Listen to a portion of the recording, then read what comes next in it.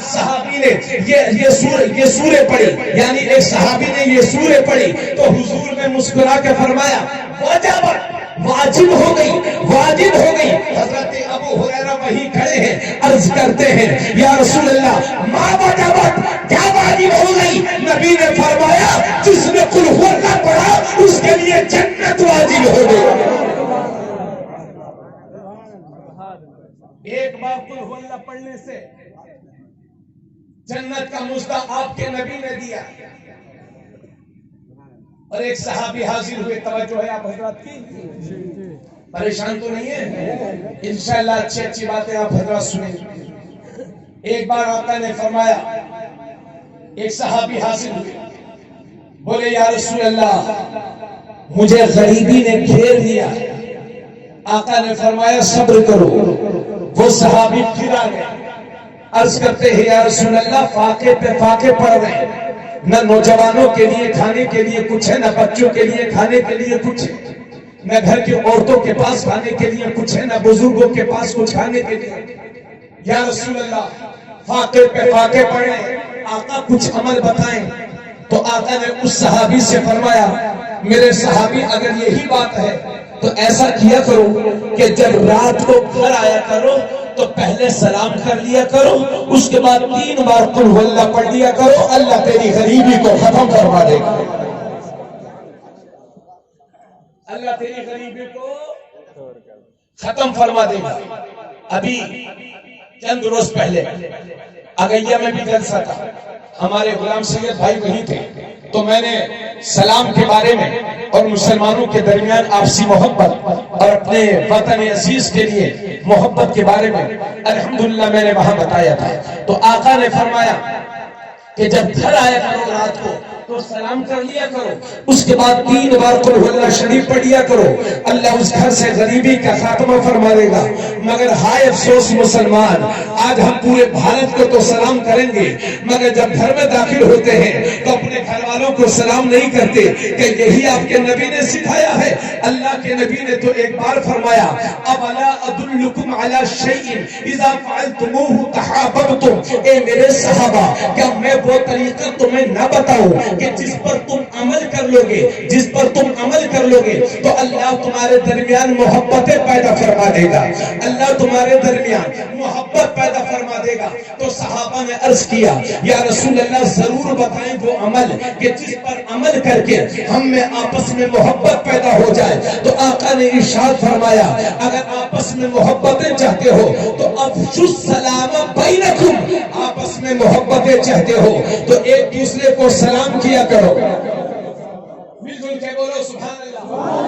کیا فرماتے ہیں آقا کہ جب آپس میں محبتیں چاہتے ہو تو ایک دوسرے کو سلام کیا کرو۔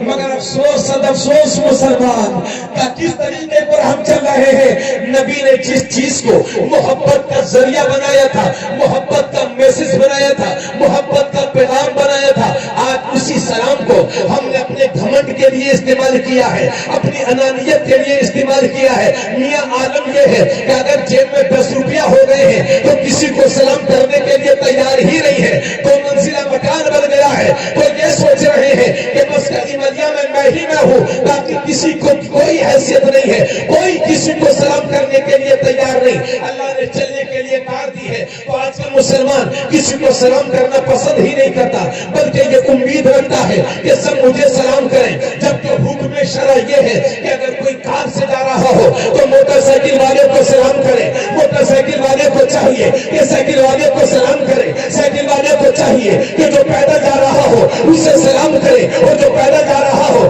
اسے چاہیے کہ بیٹھے ہوئے کو سلام کرے، چھوٹے کو چاہیے کہ بڑے کو سلام کرے، بغیر داڑھی والے کو چاہیے کہ داڑھی والے کو سلام کرے، کم لوگوں کو چاہیے کہ زیادہ لوگوں کو سلام کرے۔ مگر افسوس صد افسوس مسلمانوں، جو چیز نبی نے محبت کے لیے دی تھی آج ہم نے اسے گھمنڈ کا ذریعہ بنا دیا ہے۔ صحابہ نے پوچھا تھا یا رسول اللہ جب دو مسلمان آپس میں ملتے ہیں تو ان میں پہلے سلام کون کرتا ہے؟ تو آقا نے فرمایا جب دو مسلمان آپس میں ملتے ہیں تو ان میں پہلے سلام وہ کرتا ہے کہ جس کا رشتہ اللہ سے مضبوط ہوتا ہے، جس کا تعلق اللہ سے مضبوط ہوتا ہے۔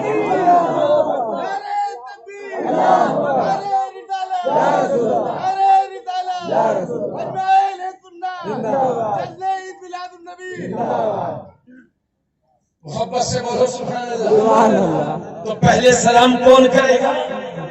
کہ جو اللہ کا نیک بندہ ہوگا، جس کا رشتہ اچھا ہو، جس سے اللہ کا تعلق مضبوط ہو، وہ پہلے سلام کرے۔ محبت سے بولیے سبحان اللہ۔ تو سلام کی عادت ڈالیں گے، کہیے انشاءاللہ۔ اب یہ مجھے بتاؤ کہ اللہ کا نافرمان بندہ بننا چاہتے ہو یا فرما بردار بندہ؟ اگر فرما بردار بندہ بننا چاہتے ہو تو سلام کیا کرو۔ آج ہم اپنے بچوں کو تہذیب ہی کب سکھاتے ہیں؟ ہمیں میاں جب ہمیں خود ہی تہذیب ہی نہیں آتی تو ہم اپنے بچوں کو کیا سکھائیں گے؟ حضرت انس ہے، میرے نبی کے صحابی ہیں، آقا نے فرمایا، اور یہ حضرت انس 8 سال کی، حضرت انس 10 سال کی عمر سے حضور کی خدمت میں رہے اور 18 سال کی عمر تک حضور کی خدمت کرتے رہے، یعنی آخری عمر کے 10 سال حضرت انس کو ملے ہیں۔ حضرت انس سے میرے آقا نے فرمایا، بیٹا انس جب گھر آیا کرو تو گھر والوں کو سلام کر لیا کرو، کیونکہ سلام کی برکتیں اللہ تجھے بھی عطا فرمائے گا اور تیرے گھر والوں کو بھی عطا فرمائے گا۔ آقا نے یہ بھی فرمایا، اے لوگوں جب گھر آیا کرو تو گھر میں جو ہو انہیں سلام کرو، اور گھر میں کوئی نہ ملے تو مجھے سلام کرو، میں تمہارے سلام کا جواب دوں۔ اگر گھر خالی ہو تو السلام علیکم یا رسول اللہ کیا کہیں گے؟ تو آج ہم اپنے بچوں کو سکھا ہی کیا رہے ہیں؟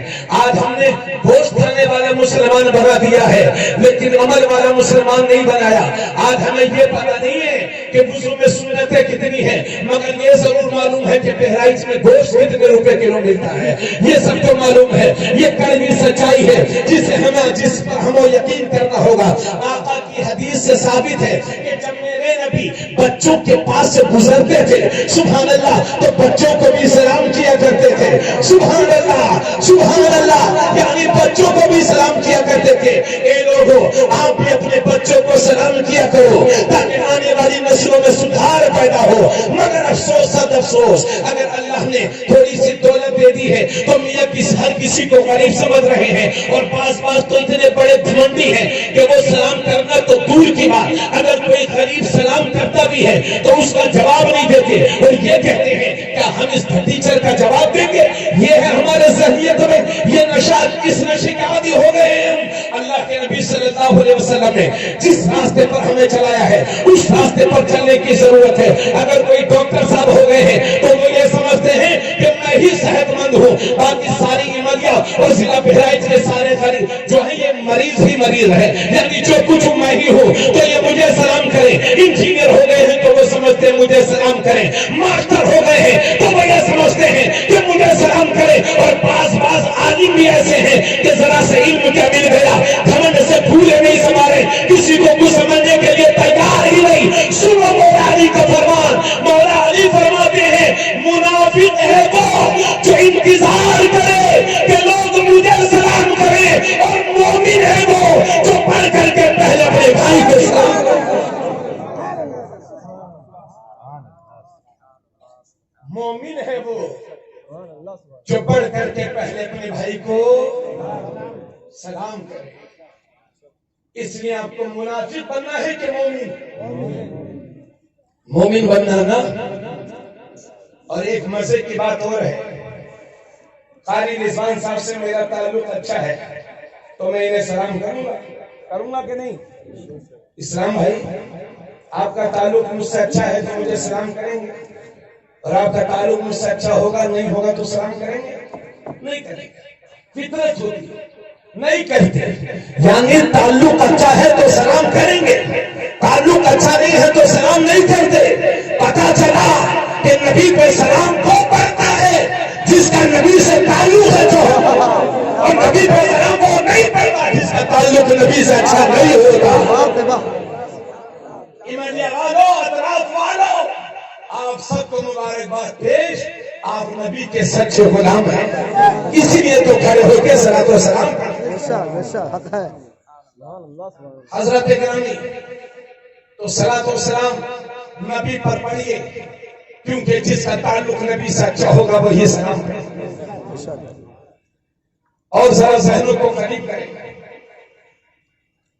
آج عالم یہ ہے کہ اگر کوئی علماء کا صحبت یافتہ کسی نوجوان کی شادی ہوئی تو وہ اپنی بیوی کو سلام کرنے لگے. یعنی کسی نوجوان کی شادی ہوئی اور وہ اپنی بیوی کو سلام کرے تو پورے محلے کی عورتیں کہتی ہیں او دیکھو فلانہ تو مہربا کا غلام ہی گا، وہ تو اپنی بیوی کا غلام ہے. کہ کیوں؟ ارے سلام کر رہے تھے ابھی سے، آگے چل گئے تو برتن مجوائے گی اس کی بیوی سے. یہی ہے نا حضرات. میں ہوں بریلی شریف کے پاس کا، آپ ہیں ایملیا کے، لیکن اگر میں تقریر کے شروع یا آخر میں آپ کو سلام نہ کروں تو صبح کو آپ کہیں گے مولانا نے تقریر تو لمبی کر دی، اچھی کر دی، مگر سلام تو کیا ہی نہیں. بولیے تو سلام حق ہے آپ کا اور میرا. آپ مجھے سلام کریں، میں آپ کو سلام کروں. ایک مومن کا دوسرے مومن پر یہ حق ہے کہ جب وہ سلام کرے تو جواب دے، جب یہ سلام کرے تو وہ جواب دے. یہ ایک حق ہے مومن کا. تو جب ہم باہر نکلے تو قاری اسلم صاحب السلام علیکم، قاری ذاکر صاحب السلام علیکم، مولانا شاہ محمد صاحب السلام علیکم، حضرت اشفاق صاحب کی السلام علیکم، ممبر صاحب السلام علیکم، پٹھان جی السلام علیکم، چیئرمین صاحب السلام علیکم، خالہ السلام علیکم، خالو السلام علیکم، فلاں صاحب السلام علیکم، ڈاکٹر صاحب السلام علیکم، ماسٹر صاحب السلام علیکم. یعنی پوری دنیا کو سلام کر رہے ہیں. پھر کون سی ایسی وجہ ہے کہ جب گھر میں داخل ہوتے ہو تو بیویوں کو سلام کیوں نہیں کرتے؟ آخر میاں بیوی سے مضبوط رشتہ بھی کوئی دنیا میں میاں بیوی کے علاوہ ہوتا ہے؟ ارے ماں باپ کا اپنا مقام ہے. بیوی ایک شوہر پر اگر اس کی بیوی بھی ہے، اس کی ماں بھی ہے تو ماں کا حق زیادہ ہے. تو اولاد کا اپنا مقام ہے، ماں باپ کا اپنا مقام ہے. لیکن میاں بیوی کے درمیان جو محبت ہوتی ہے وہ اللہ کی طرف سے ہوتی ہے نا. لڑکی ہے ایملیا کی، لڑکا ہے نان پارا کا. نہ اس نے کبھی دیکھا نہ اس نے کبھی دیکھا، لیکن جیسے ہی نکاح ہوا تو یہ محبت آئی، دل میں نہیں آئی. یہی تو اللہ کی طرف سے ہے. تو جب ہم پوری دنیا کو سلام کر رہے ہیں تو ایملیا والوں مجھے یہ بتاؤ کہ ہم اپنی برکتیں کیوں ختم کر رہے ہیں؟ اپنے گھروں کی برکتیں کیوں ختم کر رہے ہیں؟ ہم اپنی بیویوں کو سلام کیوں نہیں کرتے؟ کون سا سسٹم ہم نے اختیار کر رکھا ہے؟ اب لوگ کہتے ہیں جو بیوی کو سلام کرے وہ بیوی کا غلام ہوتا ہے، وہ بیوی کا غلام ہوتا ہے. سن لو، حدیث سے ثابت ہے کہ جب میرے نبی اپنے گھر میں داخل ہوتے تھے تو اپنی بیویوں کو سلام کیا کرتے تھے. پتہ چلا کہ بیوی کو سلام کرنے والا یہ مہروا کا غلام نہیں ہوتا، نبی کا غلام ہوتا ہے. آخر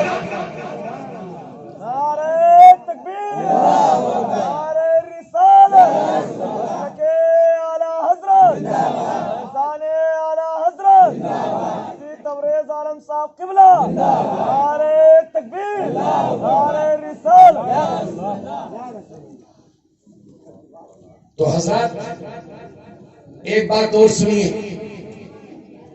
آج کل میاں بیوی کے جو تعلق ہے، آپ لوگوں نے جہنم تو دیکھا نہیں ہوگا اور جہنم دیکھنے کی کسی کو خواہش نہیں ہوگی.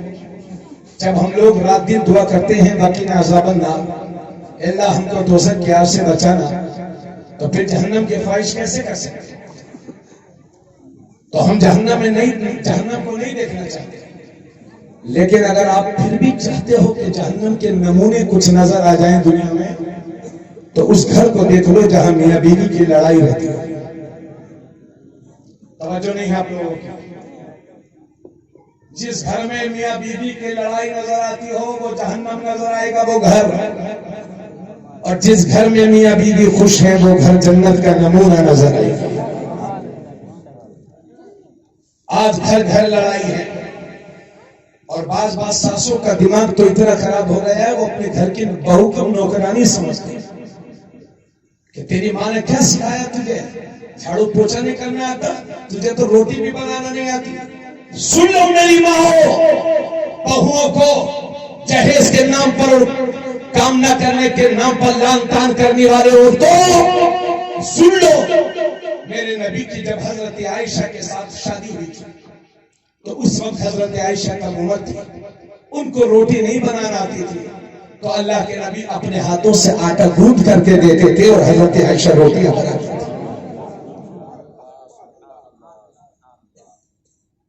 آقا کریم صلی اللہ علیہ وسلم کی محبت کا یہ عالم تھا کہ بھرے مجمع میں حضور سے پوچھا گیا یا رسول اللہ آپ کو سب سے زیادہ محبت کس سے ہے؟ آقا نے فرمایا مجھے سب سے زیادہ محبت اپنی بیوی عائشہ سے ہے۔ اور عرب کے کلچر میں آج بھی آپ دیکھتے ہوں گے کہ بڑے بڑے گوشت کے ٹکڑے کھاتے ہیں بھون بھون کر کے۔ آج سے 1000 سال پہلے اتنے مسالے نہیں چلتے تھے تو بھون بھون کر کے کھاتے تھے، ہے نا؟ تو بڑے بڑے ٹکڑے ہوتے تھے۔ حضرت عائشہ جہاں سے کھاتی تھی آقا تھوڑی دیر بعد اٹھاتے تھے اور فرماتے تھے عائشہ تم نے کہاں سے کھایا ہے؟ اور جہاں سے حضرت عائشہ کھائی ہوئی تھی وہیں نبی اپنا منہ رکھ کر کے کھاتے تھے۔ اور جب پانی پیتے تھے تو حضرت عائشہ، چونکہ بڑے گلاس ہوتے تھے پہلے، اب یہ چھوٹے گلاس ہوتے ہیں، پہلے بڑے گلاس ہوتے تھے، مہمان بھی آتا تھا تو دودھ بڑے گلاس میں دیتے تھے۔ اب تو ایک بڑا گلاس پورے گھر میں دودھ نہیں ہوتا، تو پہلے بڑے گلاس میں دودھ بھر کے دیتے تھے۔ اس زمانے میں بڑے بڑے گلاس کے حضرت عائشہ نے پانی کی قلت بھی تھی۔ حضرت عائشہ نے پانی پی کے گلاس رکھ دیا، آقا نے اٹھایا، فرمایا عائشہ تم نے کہاں سے منہ لگا کے پیا؟ وہیں سے منہ لگا کے میرے نبی پہ۔ ارے جس نے رب کو دیکھا ہو تو پھر وہ عورتوں کی سے محبت کی یہ باتیں کیوں کر رہا ہے؟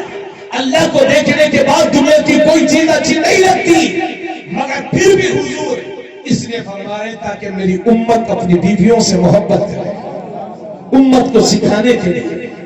اور کبھی کبھی مذاق بھی کرتے تھے بیوی سے، کبھی کبھی۔ ابھی مولانا صاحب ایک مجھے ملے اور کہنے لگے حضرت میں تو اپنی بیوی کو سال میں 3 بار مارتا ہوں۔ میں نے کہا کیوں بھائی مولانا صاحب؟ تو بولے ارے مارے نہیں تو بھاگ کیسے جمے گا؟ انہی چیزوں نے تو گھروں کو جہنم بنا رکھا ہے نا؟ جب آپ کا اعتماد ہی نہیں تو شادی کیوں کر لیا؟ انہی چیزوں نے جہنم بنا کر رکھا۔ وہ مولانا صاحب کہہ رہے تھے کہ بیویوں کو جب تک مارو گے نہیں ان پر دھاگ نہیں جمے گا۔ کبھی مذاق نہیں کرتے، یعنی باہر 12 گالی سن کر کے آئیں گے، مگر جب گھر میں داخل ہوں گے تو ایسا لگے گا جیسے ہمالیہ کے سب سے بڑے پہلوان یہی سامنے۔ کیوں ایسا ہی ہے نا؟ اب آؤ سورہ حدیث شریف، آقا کریم صلی اللہ علیہ وسلم کا قافلہ جا رہا ہے، صحابہ آگے ہیں اور نبی اپنی بیوی کے ساتھ پیچھے، یعنی آگے آگے صحابہ جاتے تھے اور پردے کی حالت میں پیچھے پیچھے نبی اپنے اہل و عیال کے ساتھ تشریف لے تھے۔ ایک میدان میں پہنچے، آقا نے فرمایا جاؤ سب لوگ آگے بڑھ جاؤ، سب لوگ آگے بڑھ جاؤ۔ سب لوگ آگے بڑھ گئے، سب لوگ آگے بڑھ گئے۔ جب اللہ کے نبی تنہا رہ گئے حضرت عائشہ کے ساتھ تو حضرت عائشہ سے فرمایا عائشہ چلو دوڑ لگائیں، عائشہ چلو دوڑ لگائیں۔ تو اللہ کے نبی حضرت عائشہ کے ساتھ دوڑے۔ اس وقت حضرت عائشہ فرماتی کہ میں اس وقت پتلی دبلی تھی تو دوڑ میں آگے نکل گئی۔ وہ یہ کہتی ہیں کہ میرا قدم آگے نکل گیا۔ انہوں نے یہ نہیں کہا کہ میں نبی سے آگے بڑھ گئی، کہا میرا قدم آگے نکل گیا۔ تو وہ مسکرانے لگی حضرت عائشہ۔ چند سال کے بعد ایک بار نبی نے پھر فرمایا عائشہ چلو دوڑ لگائیں، تو اس وقت حضرت عائشہ موٹی ہو چکی تھی۔ دوڑ لگائی نبی کے ساتھ میں، وہ پیچھے رہ گئے، نبی آگے نکل گئے۔ تو مسکرا کے نبی نے فرمایا عائشہ یہ اس دن کا بدلہ ہوگا۔ یہ کیوں سکھائے گا؟ صرف اس لیے سکھایا جا رہا ہے تاکہ میاں بیوی کے درمیان محبت پیدا ہو جائے۔ جس گھر کا نظام اچھا ہوتا ہے اس گھر کے بچوں کی پرورش بھی اچھی ہوتی ہے۔ اگر اجازت دو تو ایک بات اسی حوالے سے اور کہہ کے آگے بڑھو، اجازت ہے؟ دیکھیے جھوٹ کتنی بڑی لعنت ہے۔ اللہ پاک قرآن مجید میں فرماتا ہے، آپ حضرات کا دل لگ رہا کہ نہیں؟ اگر نہیں لگ رہا ہو تو ایک بچ گیا، آپ جا بھی سکتے ہیں، میں اب کچھ نہیں کہوں گا۔ بس اللہ سے میری یہ دعا ہے کہ یہ باتیں آپ کے دل پر اثر کریں۔ اور میری ماں بہنوں اتنی باتیں بھائیوں سے کہنے کے بعد آپ سے بھی کہتا ہوں، اللہ کے نبی نے فرمایا کہ اللہ کے سوا کسی کو سجدہ کرنا جائز ہوتا تو میں عورتوں کو حکم دیتا کہ اپنے شوہروں کو سجدہ کریں، لہذا اللہ کے سوا کسی کے لیے سجدہ کرنا جائز نہیں ہے، لہذا عورتیں سجدہ تو نہیں کریں گی، مگر اس سے پتہ چلتا ہے کہ اپنے شوہر کی تعظیم انہیں کتنی کرنی ہے۔ آقا نے فرمایا کہ جس کے شوہر نے اپنی بیوی کو بلایا اور بیوی نے آنے سے انکار کر دیا اور شوہر ناراض ہو گیا، تو جب تک شوہر راضی نہیں ہو جاتا اس بھیا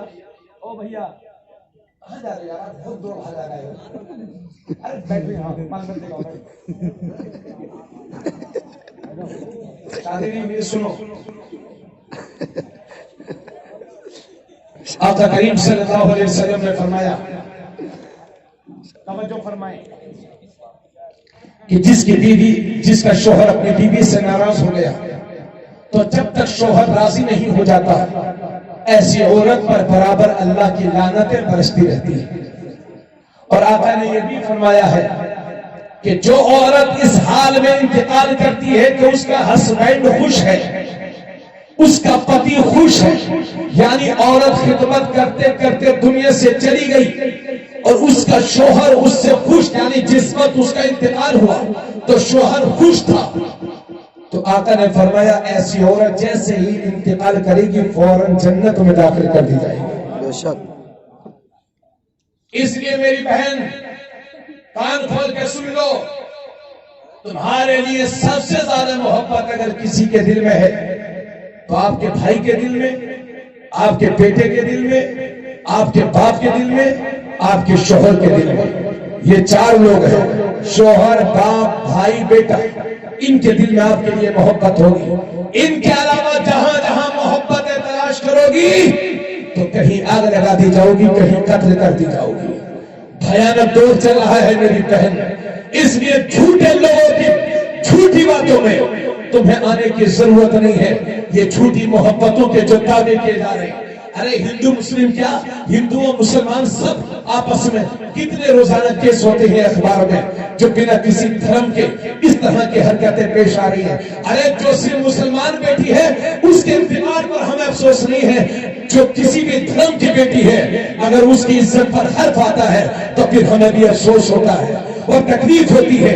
جس طرح سے عائشہ میرے لیے، عائشہ فاطمہ زینب نام کی کوئی بیٹی میرے لیے قابل احترام ہے، اس لیے دوسرے دھرم کی بیٹیاں بھی میرے لیے قابل احترام ہے۔ اس لیے نوجوانوں میں آپ سے اپیل کرنا چاہوں گا کہ اپنی نظروں کو نیچی رکھا کرو اور زمانے میں عزتیں کرنا سیکھو، اس لیے کہ برے حالات ہیں اور اب تو لو جہاد بھی قانون بن گیا ہے نا، اس لیے لفنگا گیری چھوڑ کے انسان بن جاؤ، ورنہ حالات بہت خراب ہو رہے ہیں۔ جس طرح سے اپنی بہنوں کی عزت کرتے ہو اسی طرح سے دوسرے کی بیٹی کو بھی اپنا بہن سمجھو تاکہ معاشرہ بہتر ہو۔ حضرات گرامی، چلیے ان باتوں کے بعد اب میں ایک چھوٹی سی بات میاں بیوی کے تعلق سے اور بتا دوں اور اس کے بعد میں پھر وہی قرآن کریم کی تلاوت کی بات کروں گا۔ آقا کریم صلی اللہ علیہ وسلم نے فرمایا الدنیا کلھا متاع، یہ ساری دنیا متاع زندگی ہے، ساری دنیا متاع زندگی ہے۔ وخیر متاع الدنیا المرأة الصالحہ، اور حضور فرماتے ہیں دنیا کا سب سے بہترین متاع نیک بیوی ہے، اچھی بیوی ہے۔ زور سے بولیے یار، آپ لوگ بیویوں کے نام پر کاہے نہیں بولے بھائی؟ ایک لندن میں، وہ ہالینڈ میں، ایک بار ایک صاحب حوروں کی فضیلت بیان کر رہے تھے کہ جنت میں ایسے ایسے حورے ملے۔ تھوڑی دیر کے بعد وہ تو لوگ بہت تعریف کر رہے تھے، بڑے اچھے حضرت، اے بابوا یہ بند رکھا کرو زبان میں جل سنا کر کے۔ سنیے، یہ ڈانٹنے کی میری عادت نہیں ہے میرے بھائی، معاف کرنا مجھے، مگر یہ بچے اصل میں سمجھ نہیں پاتے گفتگو کی۔ ہالینڈ میں ایک صاحب نے حوروں کی فضیلت بیان کی کہ حوریں ایسے ایسے جنت میں ملیں گے۔ ایک پروفیسر صاحب بولے حضرت بہت بڑے حضرت ہیں یہ تو۔ اگلے دن جب آئے تو کہا کہ جو حوریں ہوں گی یہ دنیا کی جو بیوی ہے یہ ان حوروں کی سردار ہوگی جنت میں۔ تو کہہ رہے کہ مولوی صاحب تمہیں کچھ علم نہیں ہے۔ تو بیویوں سے ڈرنا نہیں چاہیے، ان سے محبت کرنا چاہیے نا۔ تو آقا نے فرمایا دنیا کا سب سے بہترین متاع ہے نیک بیوی، نیک بیوی کی پہچان کیا ہے؟ حضور نے فرمایا نیک بیوی کی پہچان یہ ہے کہ جب شوہر گھر میں داخل ہو، سن لیجیے سر، مرد صالحہ کسے کہتے ہیں؟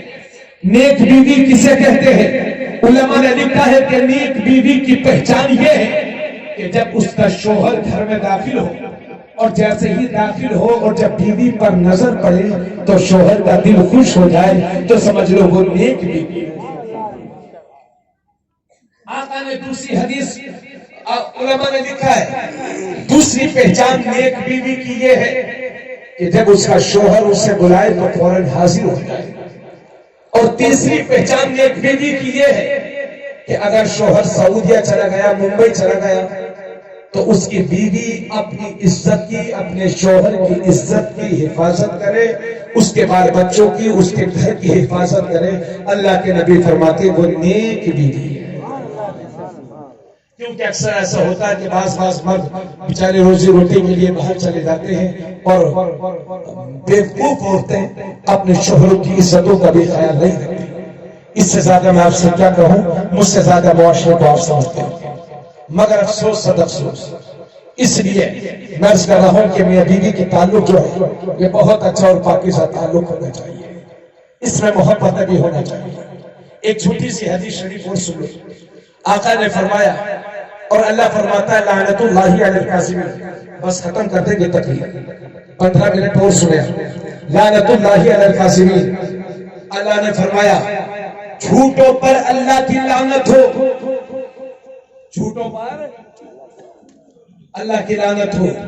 اور آقا نے فرمایا کہ جب کوئی بندہ جھوٹ بولتا ہے تو رحمت کا فرشتہ 1 میل دور چلا جاتا ہے، پھر وہ جھوٹ بولتا ہے، پھر 1 میل آگے چلے جاتا ہے، پھر ایک جھوٹ بولتا ہے، پھر 1 میل آگے چلے جاتا ہے، رحمت کا فرشتہ۔ تو جھوٹوں پر اللہ کی لعنت ہو، جھوٹ بولنا اتنا گناہ ہے کہ رحمت کا فرشتہ دور چلے جاتا ہے۔ مگر پھر بھی 3 جگہ شریعت میں جھوٹ بولنا جائز ہے، جتنی ضرورت ہو اتنا جھوٹ بولنا۔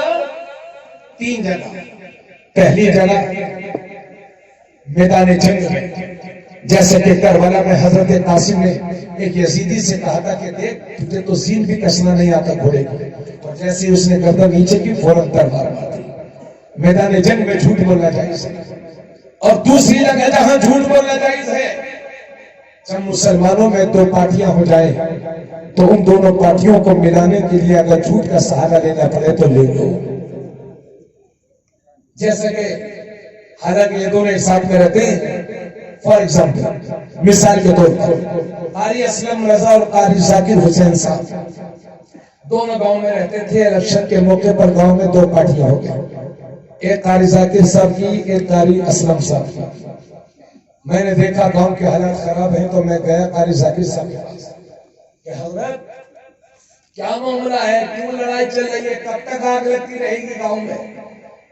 تو بولے حضرت کیا بتائیں، قاری اسلم صاحب کی پارٹی نے ہمارے اس آدمی کو وہاں گالی دی، ایسے کہا اور اس نے ایسے کہا اور اس نے ایسے کہا۔ یہ جب انہوں نے بولنا شروع کیا تو یہ چپنے والے نہیں تھے۔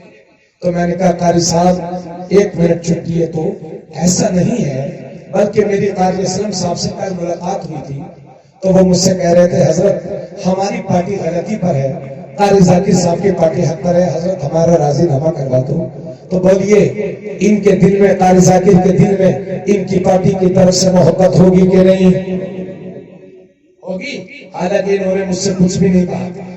اب میں گیا قاری اسلم صاحب کے پاس، قاری اسلم صاحب انہوں نے مجھے دیکھ لیا تھا ان سے ملتے ہوئے، تو بولے حضرت ہم تو آپ کو بہت سیدھا سمجھتے تھے مگر آپ بھی ان سے مل گئے۔ میں نے کہا قاری صاحب ایسا نہیں ہے، بلکہ ذاکر بھائی سے ملاقات ہوئی تھی تو انہوں نے کہا تھا کہ حضرت ہم بہت شرمندہ ہیں، گاؤں میں بہت آگ لگ گئی اور ہماری غلطی ہے، ہماری پارٹی بہت غلطی پر ہے، اور حضرت ہمارا ان سے سلام کہتے ہیں۔ جب میں نے قاری ذاکر صاحب سے یہ باتیں کہی کہ مولانا ذاکر نے سلام بھیجا ہے تو ان کے دل میں بھی محبت پیدا ہوئی کہ نہیں ہوئی کہ نہیں ہوئی؟ یعنی نہ انہوں نے مجھ سے کہا، نہ میں نے ان سے کچھ کہا، نہ انہوں نے کہا نہ انہوں نے کہا، لیکن میں نے بیچ میں پڑھ کر کے جھوٹ کا سہارا لے لیا۔ اسلام یہی چاہتا ہے کہ اگر جھوٹ کا سہارا لینا پڑے تو لے لو، मगर आपस में पार्टी बंदी मत होने दो। मगर आज क्या है, आज तो सब माचिस बने हुए हर आदमी, है ना। और सच्ची बात तो, अरे हजरत इनकी पार्टी का मुझे मिला कर्ज, अरे हजरत उससे कह देना कि मुझे मिल ना जाए वरना ईंट से मारूंगा ऐसे कि सब फूट जाएगा। यह हाल, यानी इनका एक आदमी मिला, कहा हजरत कुछ सुने हो?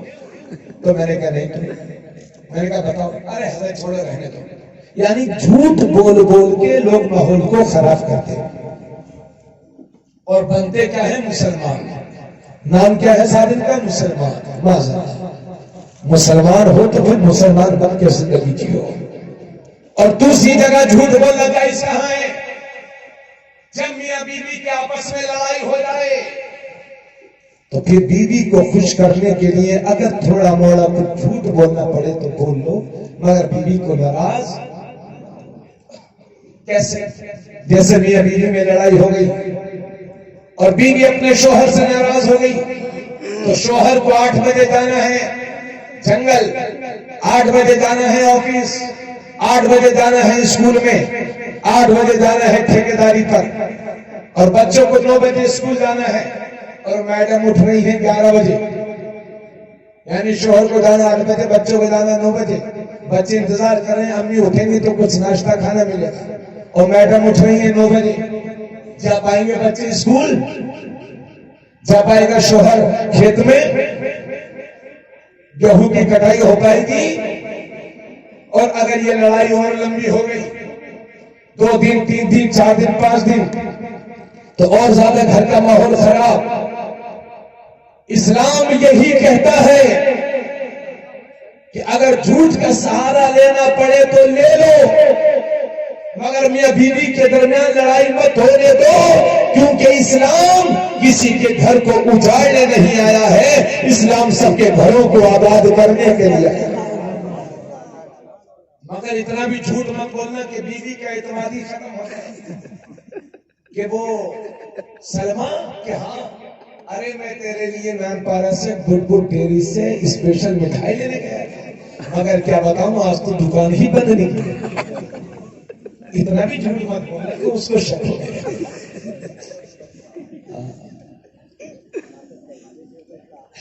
जी चाचा,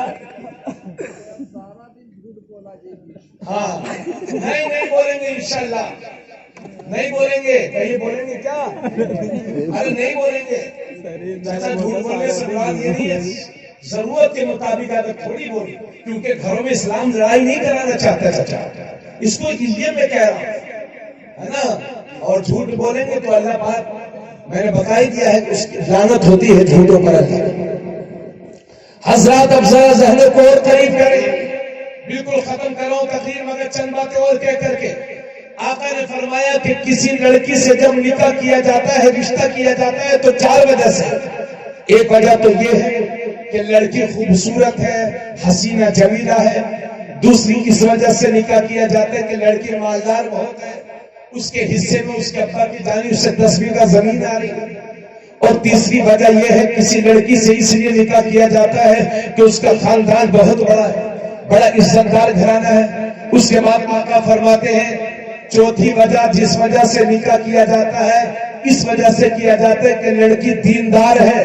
हुजूर फरमाते हैं तो निकाह में दीनदार लड़की को लाओ, अल्लाह बरकतें अता फरमाएगा। दीनदार लड़की को लाओ, हुजूर फरमाते हैं दीनदार को लाओ। मगर हम लाते हैं उससे कि बोलेरो कहां मिलेगी जहेज में, वो मोटरसाइकिल बड़ी वाली, और अल्टो कहां मिलेगी? जहां अल्टो है वहीं हम फिदा हैं। ये हाल है। आका ने फरमाया दीनदार लड़की लाओ अपने घरों में, क्योंकि जब दीनदार लड़की आएगी तो सुबह सुबह कुरान की तिलावत भी करेगी। आपने नहीं देखा उस घर में कितनी बरकतें होती हैं कि जहां मियां पढ़े ना पढ़े, लेकिन सुबह उठ करके ये औरतें कुरान करीम को पढ़ा करती हैं। अल्हम्दुलिल्लाह, एक वो जमाना था कि जब सुबह सुबह घरों से कुरान की आवाज आती थी, मगर अफसोस सद अफसोस, आज जिन घरों में कुरान की तिलावत आती थी, आवाज आती थी, आज उन घरों से بیویوں کی آواز آ رہی ہے، آج ان گھروں سے لڑنے جھگڑنے کی آواز آ رہی ہے۔ آقا نے فرمایا کہ ہر چیز کا ایک دل ہوتا ہے، ہر چیز کا ایک دل ہوتا ہے، اور قرآن کا دل ہے سورہ یاسین۔ قرآن کا دل ہے سورہ یاسین۔ آقا فرماتے ہیں کہ جس نے ایک بار سورہ یاسین کو پڑھا تو اللہ اسے 10 قرآن کا ثواب عطا فرمائے۔ کتنے قرآن کا؟ 5 سے 7 منٹ میں سورہ یاسین شریف ہو جاتی ہے، زیادہ سے زیادہ 7 منٹ 8 منٹ۔ اور آقا فرماتے ہیں، عطا بن رباح کہتے ہیں کہ میں نے حضور سے سنا ہے کہ جس نے دن کے پہلے حصے میں یعنی صبح کو سورہ یاسین پڑھی تو اللہ اس کے دن بھر کے کاموں کو آسان فرما دیتا ہے، یعنی سورہ یاسین کی برکت سے اس کے دن بھر کے کام آسان ہو جاتے ہیں۔ یہ آقا نے فرمایا، اور آقا نے یہ بھی فرمایا کہ اللہ کی رضا کے لیے جو سورہ یاسین پڑھتے ہیں تو اللہ اس کے سارے گناہوں کو معاف کر دیتا ہے۔ لہٰذا اپنے مردوں کے پاس سورہ یاسین پڑھا کرو۔ یہ کون فرما رہا ہے؟ یہ ہمارے نبی فرما رہے ہیں، نبی فرما رہے ہیں۔ اس لیے صبح جب کرو تو اپنے سورہ یاسین پڑھ کے کیا کرو، سورہ یاسین پڑھو صبح، اس کے بعد اپنی ضرورتوں کو پورا کرو۔ اگر پڑھنے نہیں آتا تب کیا کریں؟ ارے کسی سے پڑھوا کے سن لو اور اپنے آپ کوشش کرتے رہو، یعنی سیکھنے کی کوشش کرتے رہو، اور کسی حافظ قرآن سے یا اپنی بیٹی سے یا اپنی بیوی سے سورہ یاسین کو پڑھ کر کے سن لو، اللہ وہی برکتیں عطا فرمائے گا۔ لیکن کہاں پڑھتے ہیں ہم قرآن؟ اور ذرا حدیث شریف کو سنیں۔ آقا نے فرمایا، توجہ چاہوں گا کہ جس نے قرآن کو پڑھا، میری ماں بہنیں سنیں گی، جس نے قرآن کو پڑھا اور اس پر عمل کیا تو اللہ قیامت کے دن اس کے ماں باپ کو ایسا تاج پہنائے گا کہ جس کی روشنی دنیا کے سورج سے بھی زیادہ ہوگی۔ اور حضور فرماتے ہیں کہ سورج کو اپنے گھر میں فرض کر لو، یعنی سورج آپ کے گھر میں اتر آیا ہو، جیسے سورج کے شامیانہ کی جگہ سورج آ رہا ہے تو اتنا قریب سورج کو فرض کر لو۔ اب سوچو کہ سورج کی روشنی کتنی ہوگی؟ حضور فرماتے ہیں اس سے بھی زیادہ روشنی اس تاج کی ہوگی جو قرآن پڑھ کر کے اس پر عمل کرنے والے کے ماں باپ کو پہنایا جائے گا۔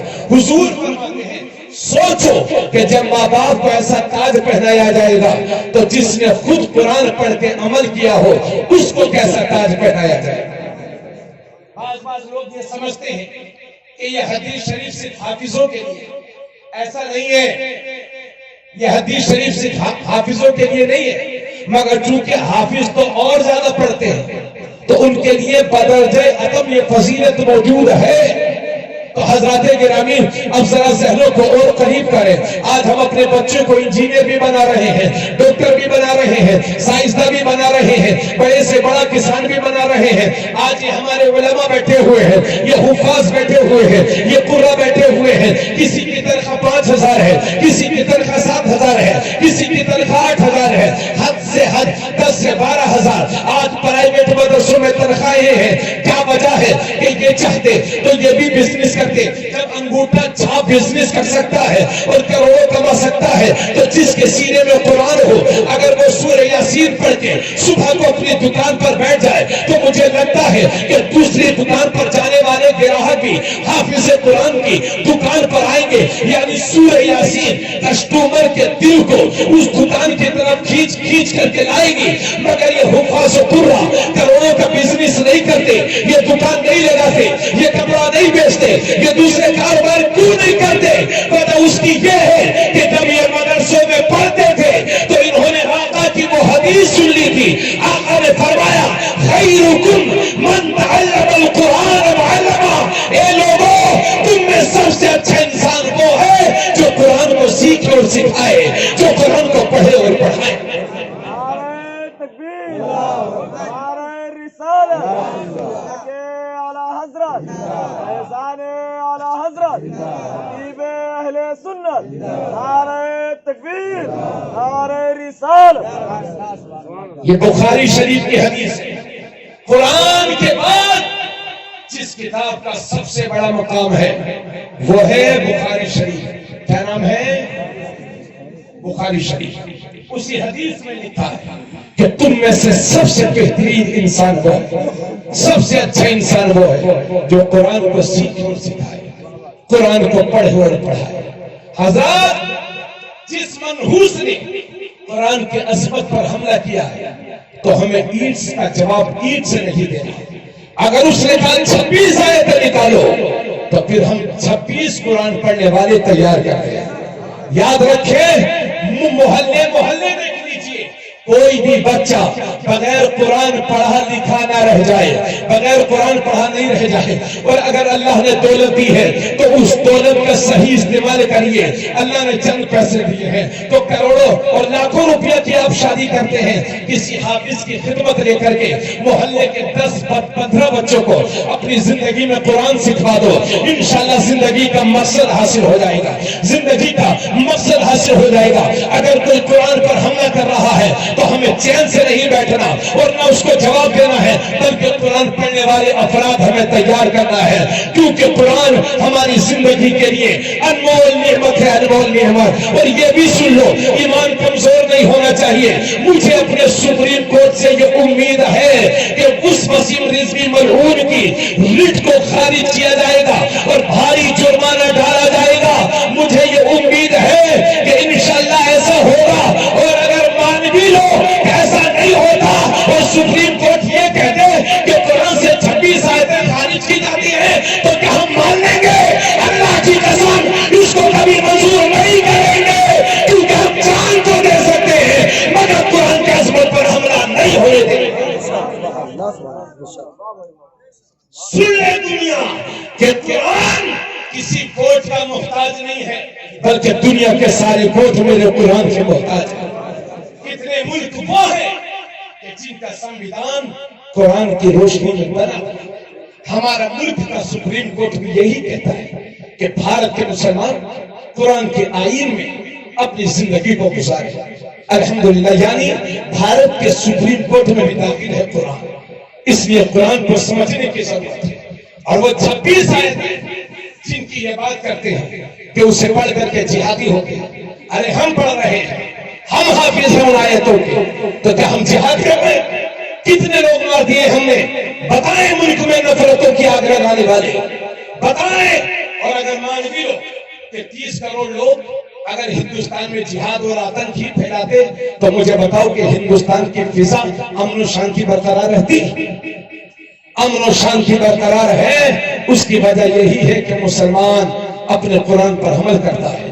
یہ قرآن نے کہا ہے کہ جس نے کسی ایک کی جان کو بچایا اس نے پوری انسانیت کو بچایا, اور جس نے کسی ایک آدمی کا قتل کیا اس نے پوری انسانیت کا قتل کیا, پوری انسانیت کا قتل کیا. آقا فرماتے ہیں کہ اگر سمندر کے قریب میں بھی بیٹھ کر کے وضو کرو تو پانی کم خرچ کرو. ایک گلاس پانی بہانا, بنا ضرورت کے پانی کو پھینکنا اسلام میں جائز نہیں ہے. سوچو, جس دین میں ایک گلاس پانی بہانا جائز نہ ہو, اس دین میں کسی آدمی کا بے گناہ آدمی کا قتل کرنا کہاں سے جائز ہو سکتا ہے؟ کسی کا خون بہانا کیسے جائز ہو سکتا ہے؟ اس لیے میں دنیا کو دعوت دوں گا کہ قرآن کو پڑھنے کی کوشش, سمجھنے کی کوشش کریں.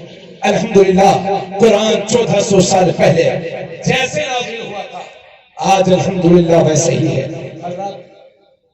حضرت کی جانب سے فرمائش ہو رہی ہے کہ رمضان شریف کے تعلق سے تھوڑا سا بول دیا جائے. ٹھیک ہے, بس 5 منٹ آپ مجھے دے تو اجازت ہے آپ لوگوں کی, پریشان تو نہیں ہے, صرف 5 منٹ آپ کے لیں گے. آج اس میں دن میں میری بہت طبیعت خراب تھی مگر پھر بھی میں نے دل لگا کر کے تکلیف کی ہے تاکہ آپ حضرات قرآن کو سمجھنے کی کوشش کریں. ایک خطبہ جو نبی نے رمضان شریف سے پہلے دیا تھا, شعبان سے پہلے دیا تھا, اس میں آقا نے فرمایا اے لوگوں تمہارے پاس رمضان کا عظمت والا اور برکت والا مہینہ آ گیا ہے. آقا نے فرمایا وہ مہینہ کہ جس میں جنت کے دروازوں کو کھول دیا جاتا ہے اور جہنم کے دروازوں کو بند کر دیا جاتا ہے اور شیطان کو قید کر دیا جاتا ہے. اس کے بعد آقا فرماتے ہیں اے لوگوں تمہارے پاس وہ مہینہ آ گیا کہ جو اس کے دن میں روزے رکھے اور رات میں تراویح پڑھے نوافل ادا کرے تو اللہ اسے جہنم سے آزاد فرما دیتا ہے۔ اسی موقع پر اسی حدیث میں اللہ کے نبی نے فرمایا کہ لوگوں کو چاہیے کہ روزے دار کو افطار کرایا کریں، کیونکہ جو روزے دار کو افطار کراتا ہے اللہ اسے جہنم کی آگ سے آزاد فرماتا ہے۔ تو صحابہ عرض کرتے ہیں یا رسول اللہ ہمارے پاس اتنا مال نہیں ہے، اتنا کھانا دودھ اتنی کھجور ہمارے پاس نہیں ہے کہ کسی کو ہم افطار کرا سکیں۔ توجہ چاہوں گا، چاچا دکھ رہا ہے نا، ماشاءاللہ عالموں کو بھی دیکھنا ثواب ہے اور آپ جیسے بزرگوں کو دیکھنا بھی ثواب ہے۔ الحمدللہ آپ سے دعا کی درخواست ہے، میرے دعا کریں گے۔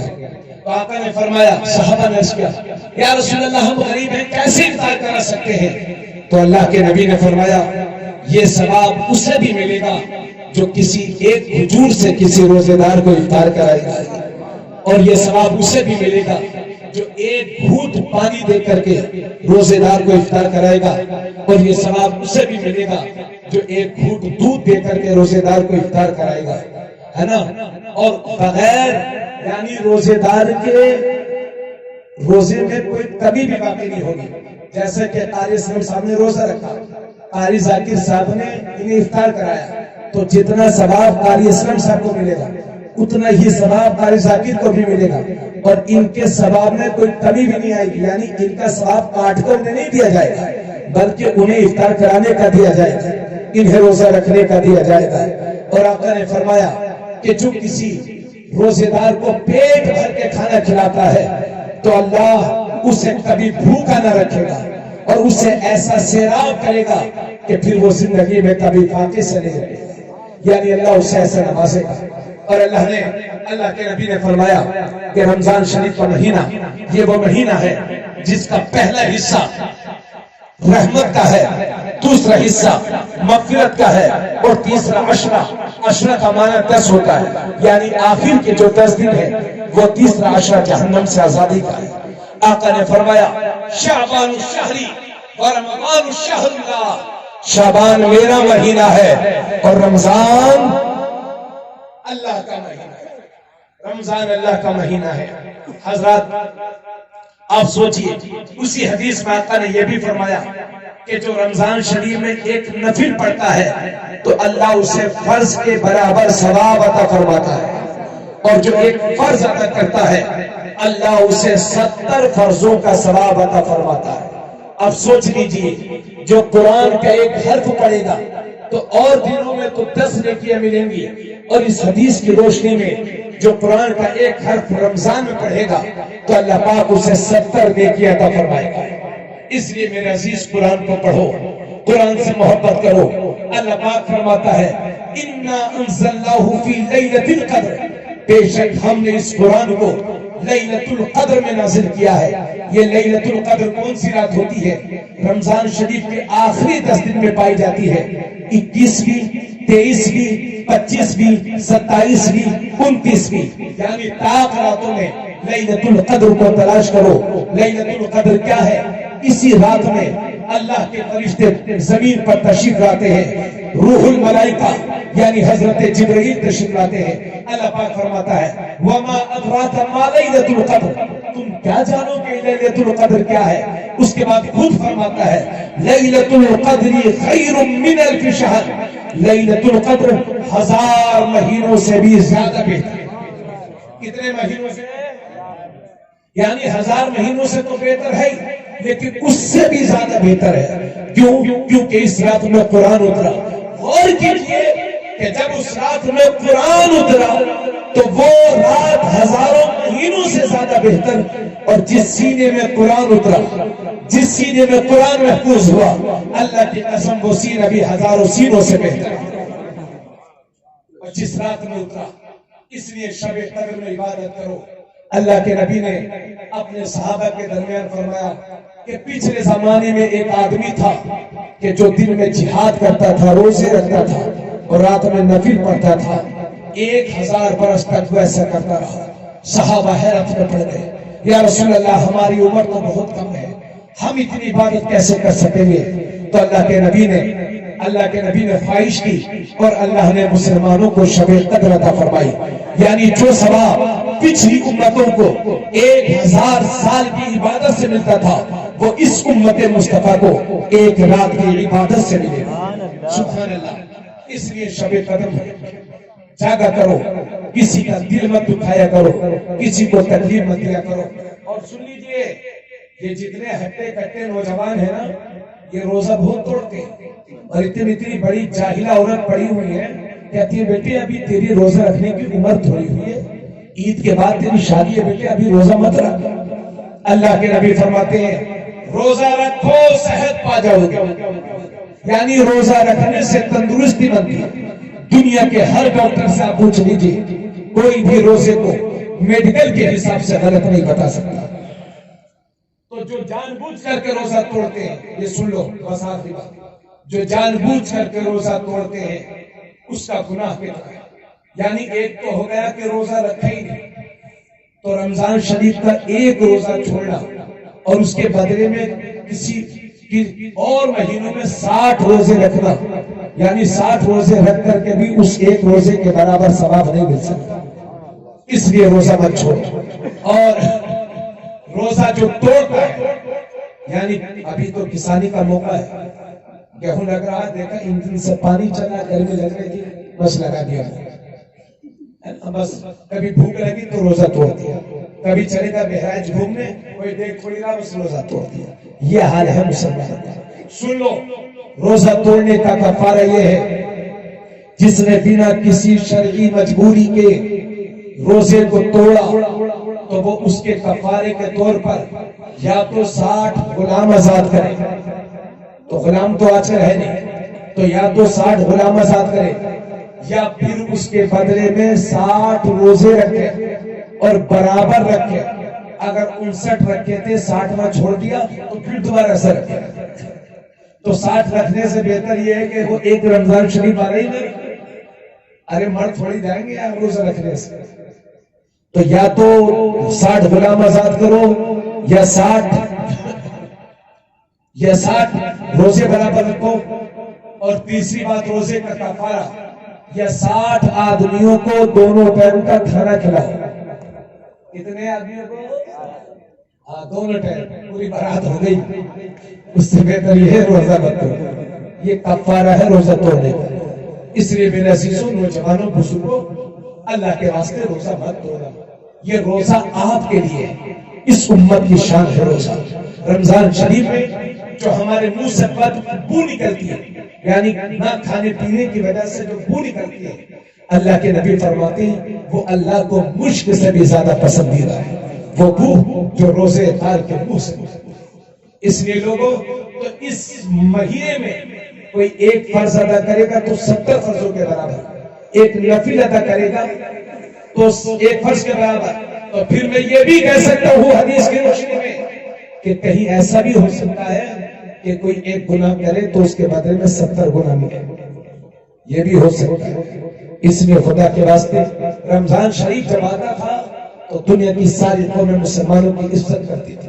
اور آپ سب سے کہنا چاہوں گا کہ سحری میں اگر آپ کے یہاں کا لاؤڈ اسپیکر بجتا ہو اور آپ لوگ سحری میں نعتیں پڑھتے ہو، تقریریں کرتے ہو، تو خدا کے واسطے سبھی لوگ گاؤں میں رہتے ہیں، روزہ ہم رکھتے ہیں، آج کل ہر گھر میں گھڑی ہے، تو جتنی ضرورت ہو بس اتنا ہی استعمال کرو، یعنی گھنٹہ 2 گھنٹہ مت بچاؤ۔